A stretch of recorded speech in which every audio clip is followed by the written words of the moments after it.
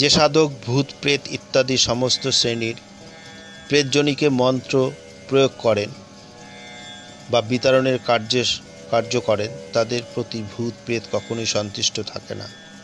সামান্য মাত্র সুযোগ পেলেই তাদের প্রাণনাশ ঘটে এবং প্রাণ নিয়ে নেয়। সেই কারণে বিশেষ মন্ত্র প্রয়োগ করে সাধক নিজের দেহকে সুরক্ষিত করে চলাফেরা করতে হয় বা দেহবন্ধন করতে হয়, এবং দেহবন্ধন না করলে এক মুহূর্তে তাদের থাকা উচিত না, কারণ যখনও তখন সেই সাধককে তার প্রাণ ঘাটতি হতে পারে।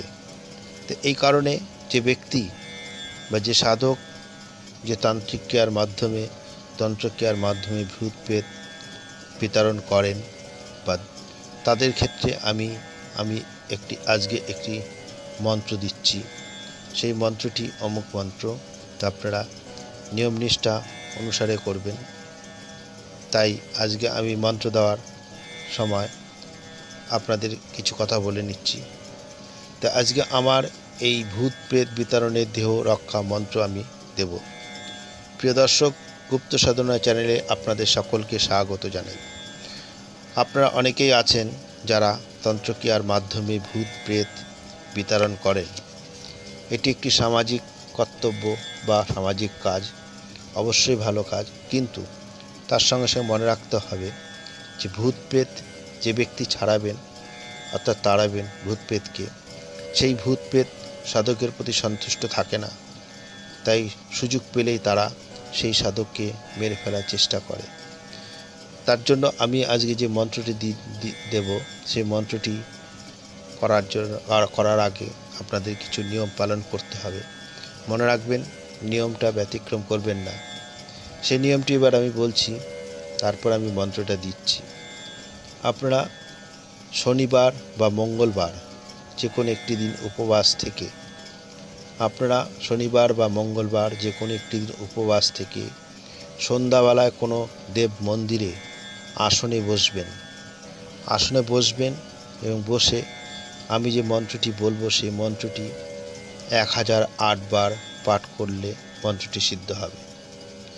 এবার আপনারা এই আসনটা বসার আগে আমি বলছি, আপনারা সারাদিন উপবাস থাকলেন, শনিবার বা মঙ্গলবার যে কোনো একটি দিন সন্ধ্যাবেলা দেব মন্দিরে আপনারা আসন বসবেন। সে আসন আপনারা কম্বল আসন হোক, কুশাসন হোক, শুদ্ধ বস্ত্রে শুদ্ধ আসনে বসে ধূপ দ্বীপ জেলে ইষ্ট দেবতার নাম স্মরণ করে গুরুর আশীর্বাদ নিয়ে প্রথমে আপনারা মন্ত্র চৈতন্য করবেন, আচমান করবেন। এবার আপনারা নিজে যদি ইষ্ট দেবতার নাম স্মরণ করবেন এবং নিজে যদি গুরু থাকে গুরুর অবশ্যই আশীর্বাদ নেবেন, নিয়ে আপনারা একনিষ্ঠভাবে মন্ত্রটি পাঠ করবেন 1008 বার। এই মন্ত্রটি সিদ্ধ হওয়ার পরে আপনারা যে কোনো সময় এই সিদ্ধ মন্ত্রটি 7 বার জপ করে নিজের যে বস্ত্র পরবেন সেই বস্ত্রে আপনারা একটি গিট দেবেন। আপনারা অবশ্যই কথাটা বুঝতে পেরেছেন। এই সিদ্ধ মন্ত্রটি প্রথমে আপনাদের সিদ্ধ করে নিতে হবে এবং আপনারা পরে যে কোনো সময় এই সিদ্ধ মন্ত্রটি 7 বার জপ করে নিজের পরিধেয় বস্ত্রের একটি গিট দেবেন এবং ওই বস্ত্র যতক্ষণ পরিধান থাকবে ততক্ষণ ভূত প্রেতাদি আপনাদের কোনো অনিষ্ট করতে পারবে না।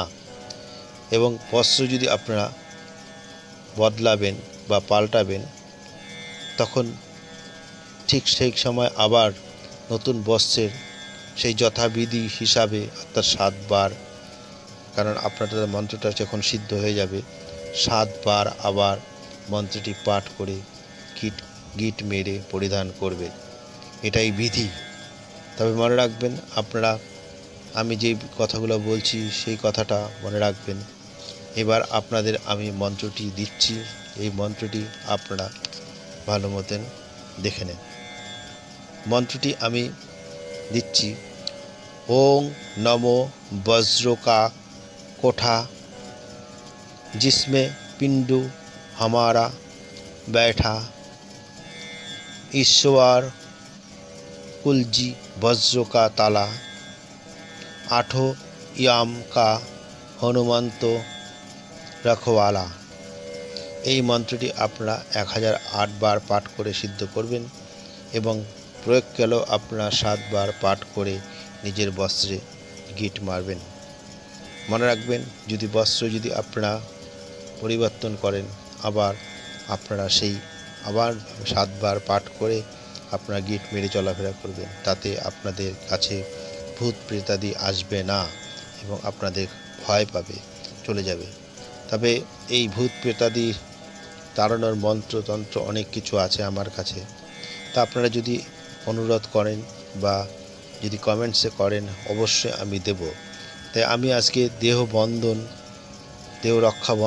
রক্ষা মন্ত্র বা ভূত প্রেত বিতরণের দেহ রক্ষা মন্ত্র আমি দিলাম।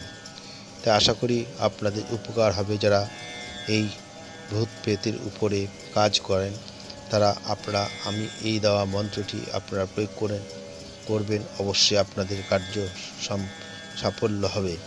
তাই আজকে আমি ভিডিও এখানে রাখছি, আবার আসবো নতুন ভিডিও নিয়ে।